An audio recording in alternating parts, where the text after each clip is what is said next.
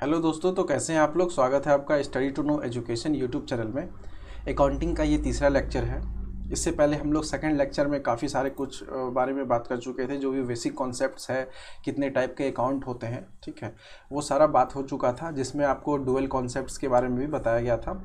और जो भी आपको पिछले लेक्चर में बताया गया था उसका एक हम रिवीजन कर देते हैं आपको यहाँ पे, ताकि वो पिछले बैक वाला साला रिवाइज हो जाए। तो उसमें हम लोग क्या पढ़े थे, अकाउंटिंग पढ़े थे। अकाउंटिंग के बारे में, अकाउंटिंग क्या है, अकाउंटिंग एक क्या है, आर्ट है आपका, जिसमें हम लोग क्या बात करते थे, रिकॉर्डिंग का, ठीक है, रिकॉर्डिंग का बात करते थे, क्लासिफिकेशन का बात करते थे, फिर आपका समराइजिंग का बात करते थे, फिर आप यहाँ पे फाइनल अकाउंट बनता था, ठीक है। फाइनल अकाउंट बनने के बाद यहाँ पे प्रॉफिट एंड लॉस अकाउंट और यहाँ पे बैलेंस शीट में एंट्री होता था। बैलेंस शीट से क्या कंपनी का स्टेटस है वो पता चलता है, ठीक है, कोई भी कंपनी है उसका क्या स्टेटस है वो पता चलता है आपके बैलेंस शीट से। और प्रॉफिट लॉस से पता चलता है कि आप कितने इस फाइनेंशियल ईयर में प्रॉफिट में हैं या लॉस में है, ठीक है। तो यहाँ पे देखिए रिकॉर्डिंग आपका किस में होता है, जनरल में। तो जनरल के हेल्प से हम लोग क्या करते हैं, लेज़र बनाते हैं।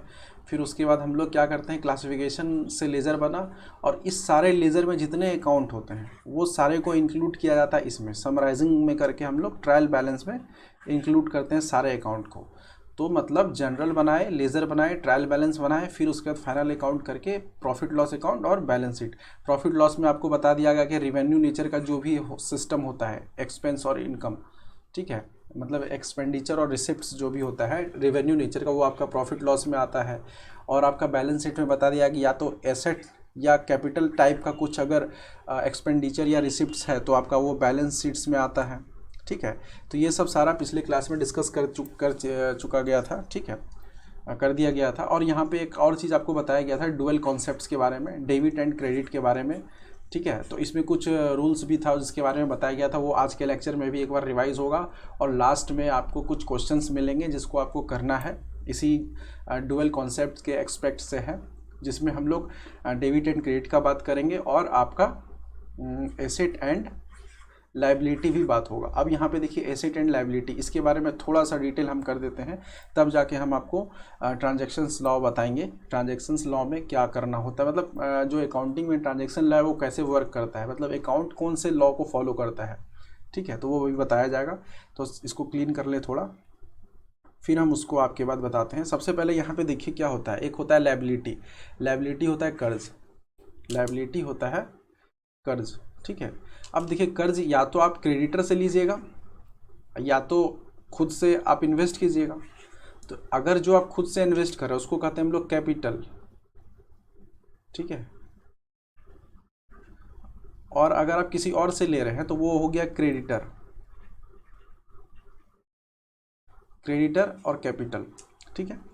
तो अब देखिए यहाँ पे जो क्रेडिटर है, अगर ये कुछ अमाउंट देता है तो इसको हम लोग कहते हैं लायबिलिटी, ठीक है, ये भी लायबिलिटी है। और यहाँ पर अगर हम भी अमाउंट इन्वेस्ट किए हैं तो मेरे लिए ये भी लायबिलिटी, क्योंकि हम जो इन्वेस्ट किए हैं वो भी हमको आना चाहिए। ऐसा नहीं कि हम इन्वेस्ट कर दिए और हमको उसको रिटर्न नहीं चाहिए। तो ये मेरा पर्सनल इन्वेस्टमेंट है, बट ये भी लायबिलिटी में काउंट होगा। और ये मेरा किसी और से लिया गया है क्रेडिटर से, तो ये भी लायबिलिटी में काउंट होगा।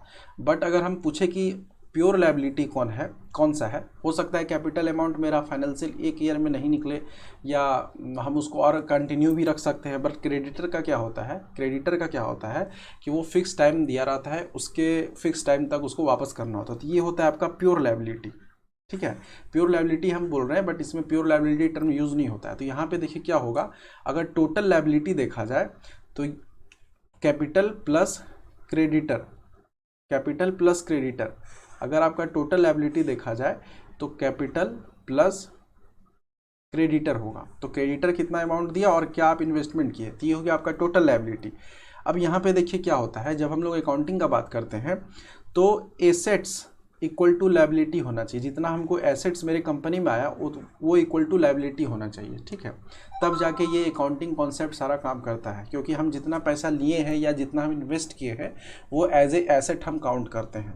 तो एसेट इक्वल टू लायबिलिटी होना चाहिए। अब यहाँ पे देखिए एसेट जो है, तो एसेट में आपका क्या क्या हो सकता है, तो एसेट में आपका हो जाएगा टोटल लायबिलिटी। टोटल लायबिलिटी में क्या होता है, जो यहाँ पर भी देखिए बताया गया, कैपिटल प्लस क्रेडिटर, ठीक है। तो ये हो गया टोटल लायबिलिटी। तो ये हो गया आपका total liability. Capital plus creditor, तो ये भी आपका एज ए एसेट काम करेगा। और अकाउंटिंग में हम लोग एसेट इक्वल टू लायबिलिटी देखते हैं, तभी जाके मेरा अकाउंट वर्क करता है, ठीक है।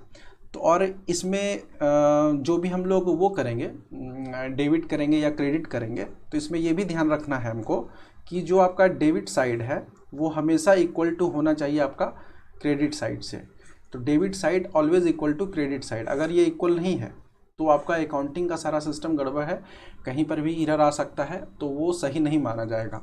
अगर ये debit side equal to credit side है, एसेट इक्वल टू आपका लायबिलिटी है, तो ये आपका अकाउंटिंग कॉन्सेप्ट फॉलो कर रहा है अच्छी तरीके से, और इसको हम लोग सही भी मान सकते हैं। तो ये है आपका dual concept, asset and liability का भी बता दिया गया और debit side and credit side का भी बता दिया गया, ठीक है। अब हम लोग चलते हैं ट्रांजैक्शन लॉ में। अब देखिए ट्रांजैक्शन लॉ होता क्या है कि जो भी हम लोग मनी का फ्लो करते हैं या कुछ गुड्स का फ्लो करते हैं या जो भी मनी का रिकॉर्ड करते हैं, तो एक लॉ के अकॉर्डिंग ये सब किया जाता है, ठीक है, जिसको हम लोग कहते हैं ट्रांजैक्शन लॉ। अब ट्रांजैक्शन लॉ में देखिए दो टाइप का होता है, एक होता है कैश बेसिस, ठीक है, और एक होता है आपका accrual basis. Cash basis transaction law होता है और एक्यूरल बेसिस ट्रांजैक्शन लॉ होता है। कैश बेसिस ट्रांजैक्शन लॉ को हम लोग क्या कहते हैं, रोकड़ के आधार पर अगर हम लोग कुछ ट्रांजैक्शन करते हैं तो उसको कहते हैं हम लोग कैश बेसिस।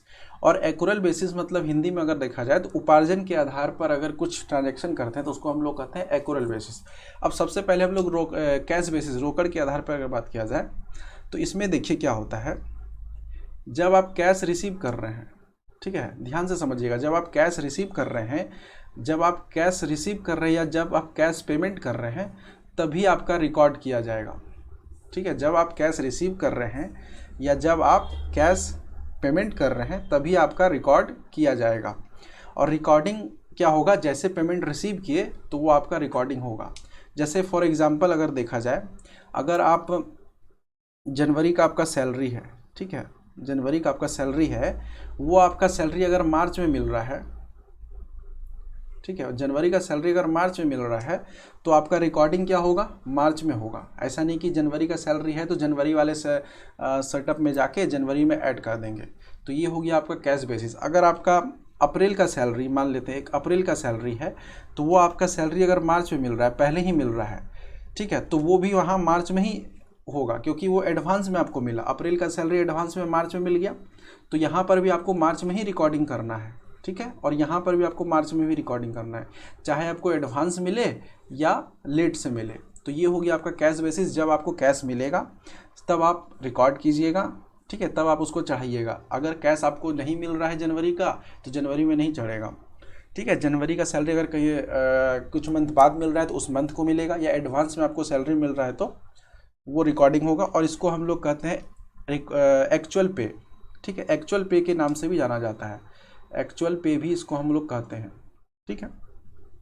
और ये जो कॉन्सेप्ट है कैश बेसिस, ये अकाउंटिंग में यूज़ नहीं होता है, ठीक है। अगर अकाउंटिंग में देखा जाए कि ये कैश बेसिस रोकड़ के आधार पर, तो इसका यूज़ नहीं होता है, हम लोग अकाउंटिंग में यूज़ नहीं करते हैं, ठीक है। तो यहाँ तक आपको समझ में आया कि जब आप कैश दीजिएगा तभी रिकॉर्ड होगा, चाहे वो एडवांस मिले या लेट मिले, डिले। तो ये आपका हो गया कैश बेसिस। अब एक्यूरल बेसिस का अगर बात किया जाए तो इसमें देखिए क्या होता है कि जैसे फॉर एग्जांपल अगर जनवरी का सैलरी है, ठीक है, तो आपको सैलरी अगर मार्च में मिल रहा है, जनवरी का सैलरी मार्च में मिल रहा है, तो वो सैलरी देखा जाएगा कि किस मंथ का है, तो उसी मंथ में वो ऐड होगा, ठीक है। तो रिकॉर्ड क्या होगा, जनवरी में होगा। अगर अप्रैल का सैलरी है, अगर वो आपको मार्च में मिल रहा है, ठीक है, तो आपका नहीं, अगर वो अप्रैल का सैलरी है और आपको वो मार्च में मिल रहा है तो वो रिकॉर्डिंग अप्रैल का है तो अप्रैल में ही मिलेगा, ठीक है। तो अप्रैल का आपको अप्रैल में ही मिलेगा, चाहे वो एडवांस हो या डिले हो। कहने का मतलब क्या है कि जो भी रिकॉर्ड होगा जिस कैटेगरी में आता है, जिस एक्चुअल मंथ का है, उसी मंथ में वो ऐड होगा, ठीक है। तो इसको हम लोग कहते हैं एक्यूरल बेसिस। इसमें हमेशा क्या होता है, अमाउंट ड्यू रिसिप्ट का भी बात होता है। इसमें क्या होता था, कैश बेसिस में एडवांस भी चलता था और डिले भी चलता था। और यहाँ पे हमेशा देखिए क्या होता है, अमाउंट ड्यू रिसिप्ट का बात होता है, ठीक है। अमाउंट अगर ड्यू भी हो रहा है तो उसका रिसिप्ट से काम चल जाएगा, ठीक है। अगर अमाउंट ड्यू पेमेंट भी इसमें बात होता है, ठीक है। अमाउंट ड्यू पेमेंट का बात होता है, अमाउंट ड्यू रिसिप्ट का बात होता है। और इसमें देखिए क्या होता है, इसमें जो रिकॉर्डिंग होता है आपका on the basis of work होता है, ना कि on the basis of payment होता है, क्योंकि आप जिस मंथ का वर्क किए हैं उसी मंथ के में आपका पेमेंट क्या कहते हैं उसको इंटर किया जाएगा। टर्म क्या होता है वो, जिस मंथ में आप वर्क किए हैं उसी मंथ में उसको चढ़ाया जाएगा, ठीक है, कि आपका ये मंथ का सैलरी है, क्योंकि यहाँ पे record on the base work होता है, बट कैश बेसिस में क्या होता है, रिकॉर्ड ऑन पेमेंट होता है। यहाँ पे रिकॉर्ड ऑन वर्क होता है, ठीक है, आप किस मंथ का वर्क किए उसी मंथ में आपका रिकॉर्ड होगा। इसमें पेमेंट का टाइम मैटर नहीं करता, आप पेमेंट का टाइम डिले से दे रहे हैं या टाइम नॉट मैटर, ठीक है, इसमें मैटर टाइम नहीं करता है, आप पेमेंट डिले दे रहे हैं या एडवांस दे रहे हैं उससे कोई फ़र्क नहीं पड़ता है। जिस मंथ का है उसी मंथ में चढ़ना है, चाहे आप जनवरी का मार्च में दें या अप्रैल का मार्च में दें। तो डिले भी होगा तो उसी जिस मंथ का होगा उसी में जाएगा, अगर पहले भी आएगा तो जिस मंथ का है उसी में जाएगा। तो समझ में आ गया, on the basis of work पे रिकॉर्ड किया जाता है पेमेंट को, और यहाँ कैश बेसिस में क्या होता है, on the basis of payment record किया जाता है। और ये टाइम पर डिपेंड करता है, किस टाइम पर, ये टाइम पर डिपेंड नहीं करता है, किस टाइम पर आप पेमेंट की है उस पर डिपेंड नहीं करता। और यही कॉन्सेप्ट जो है आपका एक्यूरल बेसिस अकाउंटिंग में काम आता है। अगर पूछा जाए कि अकाउंटिंग में कौन सा ट्रांजैक्शन लॉ फॉलो करता है तो आपका एक्यूरल बेसिस आप आंसर कीजिएगा, ठीक है। एक्यूरल बेसिस उपार्जन के आधार पर या अर्जन के आधार पर कार्य होता है, ठीक है, इन अकाउंटिंग। और कैश बेसिस आपका अकाउंट में काम नहीं करता है। तो ये आपको ट्रांजैक्शन लॉ समझ में आ गया होगा। कोशिश किया गया है अच्छे तरीके से समझने का, अगर नहीं समझ में आए तो दोबारा आप लोग सुन सकते हैं। अब हम लोग चलते हैं नेक्स्ट स्लाइड में। अब देखिए यहाँ पे आ गया गोल्डन रूल, जो कि पिछले लेक्चर में भी हम लोग डिस्कस किए थे और अभी भी हम लोग डिस्कस करेंगे। उससे पहले हमको ये कुछ बता दीजिए, जो हम लोग पिछले लेक्चर में अकाउंट्स वगैरह पढ़े थे, जैसे आपका पूछा जाए कि मशीन, ठीक है, मशीन अगर अकाउंट बनाया जाए तो ये कौन सा अकाउंट है, इसका आंसर दीजिए। जैसे ये मान लीजिए गुडविल है तो उसका वो कौन से अकाउंट में आता है, या जैसे मान लीजिए कोई कंपनी है ये कौन से अकाउंट में आएगा, या आप कमीशन ले रहे हैं किसी से, ठीक है, तो ये कौन से अकाउंट में आएगा, ये सब थोड़ा सा आप कमेंट कीजिए। या डिस्काउंट का अकाउंट है, ठीक है, डिस्काउंट अकाउंट है तो ये कौन से अकाउंट में आएगा, तो जल्दी से आप कमेंट में आंसर दीजिए, ठीक है, फिर हम आपको बताते हैं। तो आपका जो ये मशीन अकाउंट है ये देखिए क्या है, या ये तो कोई पर्सन है नहीं, और ये इनकम एक्सपेंडिचर में भी नहीं आएगा, ये एज ए एसेट वर्क करता है, तो ये आपका क्या हो जाएगा, रियल अकाउंट हो जाएगा, ठीक है। ये आपका क्या हो जाएगा, ये आपका क्या हो जाएगा, रियल अकाउंट हो जाएगा। मशीन अकाउंट आपका रियल अकाउंट, ठीक है, कोई दिक्कत नहीं समझने में। अब देखिए गुडविल अकाउंट है, जो गुडविल क्या है, ये भी आपका इंटेंजिबल है, ना तो ये इनकम एक्सपेंडिचर है या कोई पर्सन का अकाउंट नहीं है, ये गुडविल अकाउंट है, तो ये भी आपका क्या हो जाएगा, रियल अकाउंट में हो जाएगा। कैसे समझना है आपको समझ में आ रहा होगा। अब यहाँ पे देखिए ये कौन सा अकाउंट था आपका, सी क्या डाले थे, कंपनी। कंपनी अकाउंट में क्या होगा, अब देखिए ये कोई कंपनी है, तो कंपनी जो गॉड बनाते हैं वो भी आपका पर्सनल में आते हैं, या जो गॉड नहीं कोई आदमी बनाता है, कोई इंडिविजुअल, तो उसको भी हम लोग जो गॉड नहीं बनाते उसको भी हम लोग पर्सनल अकाउंट में लेते हैं। तो यहाँ पर जो कंपनी है आपका, वो आपका कौन सा अकाउंट हो जाएगा, तो ये आपका हो जाएगा पर्सनल अकाउंट। समझने में कोई दिक्कत नहीं। अब यहाँ पे देखिए कमीशन हो रहा है, कमीशन आपको आ रहा है अगर, या कमीशन आप किसी को दे रहे हैं, तो या तो इनकम हो रहा होगा या तो एक्सपेंडिचर हो रहा होगा, ठीक है। तो आप कमीशन किसी को अगर दे रहे हैं, या कंपनी खुद कमीशन तो खुद लेती नहीं, कमीशन किसी को देती है, क्योंकि उसके बदले में उसका प्रोडक्ट कुछ सेल वगैरह होता है तो कमीशन दिया जाता है, तो एक्सपेंस में आता है, तो इनकम एक्सपेंडिचर है, तो इसका मतलब क्या होगा, ये नॉमिनल आपका अकाउंट होगा, ठीक है। अब यहाँ पे देखिए डिस्काउंट अकाउंट है, तो डिस्काउंट अकाउंट है तो आप डिस्काउंट तो कोई कंपनी देगी, तो कंपनी डिस्काउंट दे, इसका मतलब एक्सपेंडिचर हो रहा है, तो एक्सपेंडिचर भी क्या आएगा आपका, नॉमिनल अकाउंट। तो ये सारा अकाउंट आपको समझ में आ गया, ठीक है। अगर ये चीज़ समझ में आ गया है तो समझ लीजिए कि काफ़ी ज़्यादा काम आप कर चुके हैं, आपको कोई परेशानी नहीं होगी समझने में। अब यहाँ पे देखिए गोल्डन रूल आपको बता दिया गया था कल, फिर से आज एक बार रिपीट कर दे रहे हैं। इसके बाद कुछ क्वेश्चन देखेंगे, फिर उसके बाद आपको सेशन को क्लोज करेंगे, ठीक है। तो अब यहाँ पे देखिए क्या है, पर्सनल अकाउंट। पर्सनल अकाउंट में क्या होता है, डेबिट जो करते हैं, जो हम डेबिट में लिखते हैं, वो रिसीवर कुछ अगर आया तो उसको हम लोग डेबिट में लिखेंगे, अगर रिसीव कुछ हुआ है तो वो हम डेबिट में लिखेंगे, अगर कुछ आप दिए हैं तो उसको हम लोग क्रेडिट में लिखते हैं, ठीक है। तो पर्सनल अकाउंट क्या है, credit is giver, debit is receiver, credit is giver, debit is receiver, ये याद रखिएगा हमेशा। क्रेडिट को मान लीजिए कि कुछ आपको देना है, ठीक है, credit giver, credit goes out, ठीक है। देखिए पर्सनल अकाउंट और रियल अकाउंट लगभग दोनों आपको एक ही टाइप का लगेगा, बट मतलब ये इस मामले में गोल्डन रूल के मामले में, बट यहाँ पे कुछ कॉन्सेप्ट थोड़ा अलग है, ऐसा नहीं कि रियल और पर्सनल दोनों एक नहीं है।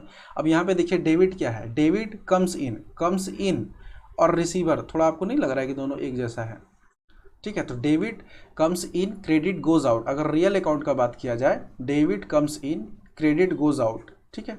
Debit come in, credit goes out, debit come in, credit goes out. In real account debit come in, credit goes out, यहाँ पे आपको समझ लेना। अब पर्सनल में डेबिट रिसीवर, क्रेडिट गिवर। अब यहाँ पे देखिए नॉमिनल अकाउंट में जस्ट इसका उल्टा है, डेबिट यहाँ पे हम लोग कम्स इन रिसीवर करते थे, यहाँ पे देखिए एक्सपेंस एंड लॉस है। तो जब नॉमिनल अकाउंट देखेंगे तो यहाँ पे कुछ एक्सपेंस या लॉस कर रहे हैं तो उसको हम लोग डेबिट करेंगे, और यहाँ पे देखिए क्या है, क्रेडिट क्या है, इनकम एंड प्रॉफिट। अगर क्रेडिट कुछ आ रहा है तो हम लोग इनकम एंड प्रॉफिट करेंगे। तो ये सब चीज़ आपको समझ में आ गया होगा। अब हम लोग चलते हैं कुछ क्वेश्चन में, जिसमें आप लोग को बताना है कि क्या होगा। सबसे पहले देखिए यहाँ पे क्वेश्चन है, आप लोग को ध्यान से इसका आंसर करना है, और एक क्वेश्चन दो क्वेश्चन हम कुछ करके दिखा देते हैं, फिर आपको वो ट्राई करना है, उसके बाद हम भी आपको बताएंगे। जैसे आपका देखिए यहाँ क्वेश्चन है पहला, mister x invested 1 lakh capital, ठीक है, 1 लाख कैपिटल इन्वेस्ट किया जा रहा है। अब देखिए इसमें क्या चीज़ है, एक तो कैपिटल है और आपका 1 लाख कैश है और कैपिटल है, दो चीज़ है। अब यहाँ पे देखिए क्या हो रहा है, कैश और कैपिटल का बात हो रहा है, इन्वेस्ट किया जा रहा है, ठीक है, इनकम और एक्सपेंडिचर नहीं हो रहा है, इन्वेस्ट हो रहा है। तो ये आपका कौन से अकाउंट में आएगा, रियल अकाउंट में आ सकता है, आएगा, ठीक है। अब रियल अकाउंट में देखिए कैश है और कैपिटल है, तो इसमें देखिए जा कौन रहा है, रियल अकाउंट का हम लोग क्या बात किए थे, देख लीजिए। रियल अकाउंट में क्रेडिट गोज आउट, इसमें देखिए जा कौन रहा है, इन्वेस्ट कर रहा है 1 लाख कैपिटल, तो कैपिटल इन्वेस्ट हो रहा है, ठीक है। तो यहाँ पे हम लोग क्या करेंगे, कैपिटल अकाउंट क्या करेंगे यहाँ पे, क्रेडिट, ठीक है, कैपिटल अकाउंट क्रेडिट, और आपका कैश अकाउंट क्या हो जाएगा, डेबिट। जब आपको एक पता चल गया, कैपिटल अगर पता चल गया कि कैपिटल अकाउंट क्रेडिट हो रहा है, तो आपका कैश अकाउंट क्या हो जाएगा, ऑटोमेटिक वो डेबिट हो जाएगा। तो यहाँ पे ये समझ में आ गया, ये है आपका एंट्री, ठीक है, क्रेडिट एंड डेबिट का। इसमें आपको पहले समझना है कि ये जो ट्रांजैक्शन हुआ, mister x invest 1 lakh capital, तो इन्वेस्टमेंट तो हुआ, तो वो एज ए नॉमिनल में नहीं जाएगा, इन्वेस्टमेंट है, तो एज ए कैपिटल हो सकता है, तो कैपिटल में इन्वेस्टमेंट हुआ है, ठीक है। तो यहाँ पे आपका कैश है और कैपिटल, दो चीज़ है। अब कौन सा क्रेडिट में जाएगा, कौन सा डेबिट में जाएगा, उससे आपको समझना है। तो गोल्डन रूल को याद रखना है आपको।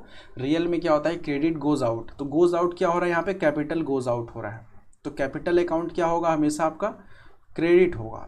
जब ये एक पता चल गया तो दूसरा आपका डेबिट हो जाएगा, ठीक है।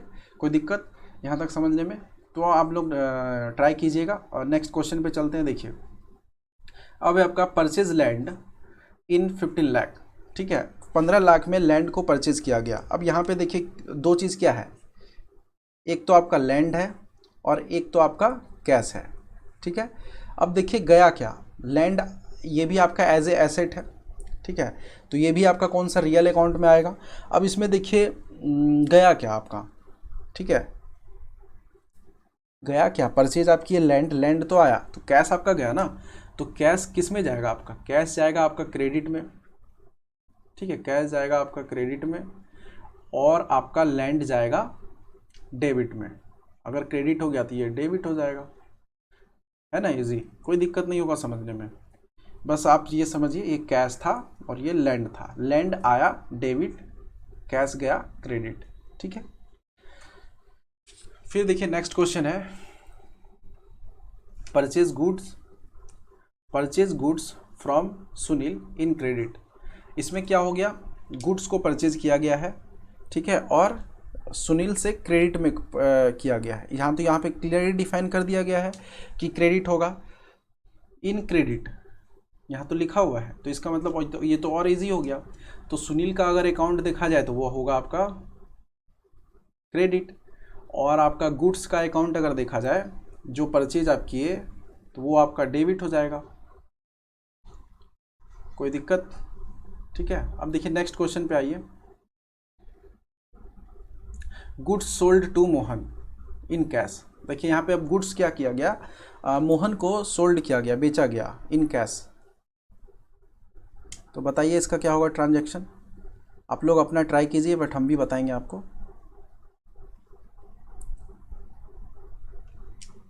ये क्या हो गया? अब देखिए यहाँ पे क्या है, पर good sold to Mohan in cash. Cash में सोल्ड किया गया मोहन को, ठीक है, गुड्स। ठीक है, तब यहाँ पे देखिए क्या क्या चीज़ है। अभी देखिए यहाँ पे सोल्ड किया गया, ठीक है, और दूसरा क्या है आपका कैश है। तो ये भी एक तरह का क्या है, रियल अकाउंट में काउंट किया जाएगा। ठीक है, अब यहाँ पे देखिए गुड को सोल्ड कर रहे हैं और हम उससे कुछ अर्न कर रहे हैं।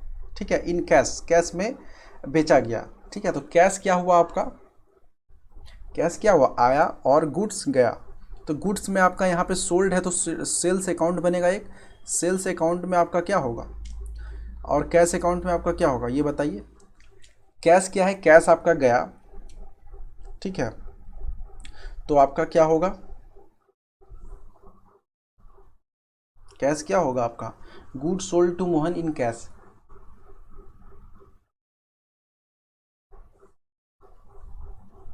बताइए। अब यहाँ पे देखिए कैश आया है आपके पास, गुड सोल्ड इन कैश। ठीक है, तो आप सामान बेचे तो कैश आपके पास आया, तो यहाँ पे देखिए आपका कैश जो अकाउंट है वो आपका डेबिट हो जाएगा। ठीक है, और यहाँ पे सेल्स अकाउंट आपका क्रेडिट हो जाएगा। इसका प्रैक्टिस कर लीजिएगा, ठीक है, क्रेडिट और डेबिट का कुछ क्वेश्चन और भी आपको करवाएंगे। ठीक है, यहाँ पे आपको समझ में आ गया, good sold to Mohan in cash. तो कैश आया और सामान गया, तो रियल अकाउंट में क्या होता है, क्रेडिट गोज आउट और डेबिट कम्स इन। तो कैश आया, कम्स इन, तो डेबिट हो जाएगा। तो कैश अकाउंट यहाँ पे आपका डेबिट है। ठीक है, नेक्स्ट क्वेश्चन पे चलते हैं। Rent paid 1000 rupees. आप क्या कर रहे हैं, रेंट पेड कर रहे हैं। ठीक है, 1000 रुपीज़ हैं, तो रेंट पेड कर रहे थे। यहाँ पे देखिए आप क्या है, कैश है, यहाँ पे भी दो चीज़ है आपका, एक है कैश, एक है रेंट। तो अब बताइए कौन सा डेबिट होगा, कौन सा क्रेडिट होगा। ठीक है, अब यहाँ पे देखिए रेंट पेड कर रहे हैं, तो आपके पास से कैश तो जा रहा है, कैश अगर जा रहा है तो गोज आउट क्या होता है, क्रेडिट। तो कैश अकाउंट क्रेडिट, तो जब भी कैश अकाउंट क्रेडिट है तो रेंट अकाउंट क्या हो जाएगा, डेबिट। कोई दिक्कत? चलिए, कोई प्रॉब्लम नहीं होगा समझने में, नहीं समझ में आए दोबारा देख लीजिएगा। फिर देखिए यहाँ पे क्या है next question, cash withdraw from personal for personal use by owner. Owner क्या कर रहा है, कैश विड्रॉ कर रहा है फॉर पर्सनल यूज़। ठीक है, अब इसमें बताइए क्या क्या चीज़ है। एक तो हो गया कैश विड्रॉ कर रहा है फॉर पर्सनल यूज़, ओनर है तो यानी कि अपने कैपिटल से ही कैश विड्रॉ करेगा। ठीक है, और यहाँ पे क्या हो रहा है, दूसरा क्या है, कैपिटल है आपका एक, और एक आपका कैश है। तो बताइए कौन सा क्रेडिट होगा, कौन सा डेबिट होगा। तो कैश विड्रॉ कर रहा है, कैश जा रहा है अपने एक कंपनी से, अपने ऑर्गेनाइजेशन से कैश जा रहा है, तो ये कैश अकाउंट क्या हो जाएगा आपका, क्रेडिट। ठीक है, और कैपिटल अकाउंट आपका क्या हो जाएगा, डेबिट। समझ में आया, कैपिटल अकाउंट डेबिट होगा, ठीक है, और कैश अकाउंट क्या होगा, क्रेडिट होगा, क्योंकि कैश जा रहा है। ठीक है, कैश ऑनर निकाल रहा है, ये आपका हो गया कैश अकाउंट। तो ये हो गया आपका क्रेडिट, ये हो गया डेबिट। ठीक है, अब नेक्स्ट क्वेश्चन देखिए क्या है, purchase mobile and paid by cheque. Mobile purchase किया जा रहा है और चेक के थ्रू पेड किया जा रहा है। ठीक है, तो इसका मतलब क्या है कि मोबाइल आया मेरे पास और चेक गया, तो यहाँ पे दो अकाउंट बनेगा, चेक का बनेगा एक, या तो चेक बनाइए, या तो चेक बनाइए, या बैंक बनाइए, बैंक अकाउंट बनेगा, और दूसरा आपका क्या बनेगा, मोबाइल अकाउंट बनेगा। ठीक है, तो देखिए आपके पास क्या आया, मोबाइल आया। ठीक है, तो ये मोबाइल क्या हो जाएगा, आपका डेबिट में चल जाएगा, और चेक या बैंक अकाउंट आपका क्रेडिट हो जाएगा। तो ये आपको समझ में आ गया ये वाले का, ठीक है। अब यहाँ पे देखिए कैश सेल्स है, नेक्स्ट क्वेश्चन, ये अच्छा क्वेश्चन है, कैश सेल्स। अब इसका बताइए क्या होगा, कैश सेल्स में इसका क्या होगा, एक है आपका कैश, दूसरा है आपका सेल्स, तो इसमें बताइए क्या होगा। सेल्स तो हमेशा गोज आउट होता है, तो गोज आउट ये हमेशा क्रेडिट में आएगा, जब ये क्रेडिट है तो ये डेबिट में आ जाएगा। कैश सेल्स, कैश है और सेल्स है, तो सेल्स गोज आउट हमेशा होता है, तो गोज आउट हमेशा हम लोग क्या करते हैं, क्रेडिट में लिखते हैं, और उसका जब एक पता चल गया दूसरा डेबिट हो ही जाएगा, ठीक है। अब यहाँ पे देखिए रिसीव्ड कमीशन 500 रुपीज़। अब 500 कमीशन यहाँ पे रिसीव किया गया, तो 500 कमीशन है यहाँ पे, तो यहाँ पे देखिए 500 एक कैश है और दूसरा आपका कमीशन है, तो रिसीव कमीशन, कमीशन आया और कैश रिसीव्ड कमीशन 500 रुपीज़, तो 500 जो रुपीज़ है वो आया और कमीशन क्या हो गया, गया, तो कमीशन हम क्या किए, दिए, गोज आउट, तो कमीशन आपका क्रेडिट होगा और ये कमीशन आपका क्रेडिट होगा और कैश जो है आपका वो डेबिट हो जाएगा, क्योंकि आपके पास कैश आया 500, ठीक है, तो और कमीशन आपका गया, तो ये आपको समझ में आ गया, received commission 500 rupees. Next question देखते हैं। अब यहाँ पे है deposit in bank account, bank account में क्या कर रहे हैं आप, डिपॉजिट कर रहे हैं, तो इसमें देखिए क्या होगा, एक आपका बैंक अकाउंट बनेगा, ठीक है, और एक आपका कौन सा अकाउंट बनेगा, डिपॉजिट अकाउंट बनेगा, ठीक है। तो यहाँ पे deposit in bank account, bank account में क्या कर रहे हैं आप, पैसा डिपॉजिट कर रहे हैं, ठीक है, तो बैंक अकाउंट में पैसा आ रहा है और हम जो डिपॉजिट कर रहे हैं उसमें पैसा जा रहा है, तो गोज आउट क्या हो जाएगा आपका, बैंक अकाउंट में पैसा आ रहा है तो यहाँ पे हो जाएगा डेबिट, ठीक है। डिपॉजिट इन बैंक अकाउंट, तो बैंक का अकाउंट में अगर पैसा आ रहा है तो डेबिट होगा, और जो हम डिपॉजिट करने का जब ये डेबिट होगा तो ये ऑटोमेटिक है कि क्रेडिट हो जाएगा, तो ये सब चीज़ आपको समझ में आना चाहिए। बैंक अकाउंट जो आपको क्वेश्चन कर रहा है उसके अकॉर्डिंग सोचना है। Deposit in bank account, bank account में पैसा आ रहा है, इसका मतलब क्या है कि बैंक अकाउंट डेबिट होगा और आपका डिपॉजिट अकाउंट या कैश अकाउंट अगर जो कहिए तो वो आपका क्रेडिट होगा, क्योंकि कैश गया आपके पास, कैश अकाउंट लिखिए या डिपॉजिट अकाउंट लिखिए। तो यहाँ तक आपको एक और क्वेश्चन देखिए, कैश विड्रॉ फ्रॉम बैंक, आप क्या कर रहे हैं यहाँ पे, कैश बैंक से निकाल रहे हैं, तो एक तो आपका कैश अकाउंट बनेगा, एक आपका बैंक अकाउंट बनेगा, तो बैंक से आप कैश निकाल रहे हैं, तो बैंक से कैश निकालना मतलब गोज आउट, तो ये आपका क्रेडिट हो जाएगा, और यहाँ पे कैश अकाउंट क्या हो जाएगा आपका, डेबिट हो जाएगा, ठीक है। तो ये सारा देखिए क्वेश्चन कुछ था जो आप ट्राई कीजिएगा या दोबारा भी फिर से देखिएगा तो आपको समझ में आएगा, और इस हर एक लेक्चर में कुछ क्वेश्चन इस टाइप के हम प्रैक्टिस करेंगे जिससे आपको और अच्छा समझ में आएगा, ठीक है। यहाँ तक हम आपको कोशिश किए हैं समझाने का, और यहाँ तक आपको सारा लेक्चर समझ में आ गया होगा। अगर नहीं आता है तो फिर से देखिए, कोई बात नहीं, फर्स्ट टाइम है, समझ में धीरे धीरे आएगा। और लेक्चर अच्छा लगे तो आप लोग please like share and subscribe करें, और जो भी कुछ चेंजेस करना हो वो बताएं, वो हम करेंगे। और इसी तरह आप कंटिन्यू रहिए इस चैनल के साथ, और आपको कंटिन्यू इसका सीरीज़ मिलेगा। फिर हम कुछ और सब्जेक्ट्स का ऐड करने वाले हैं कुछ दिन में, धीरे धीरे वो सारा होगा। एग्ज़ाम से पहले तक पूरा कोशिश किया जाएगा कि सब कुछ हो, ठीक है। तो देखने के लिए thanks, have a nice day.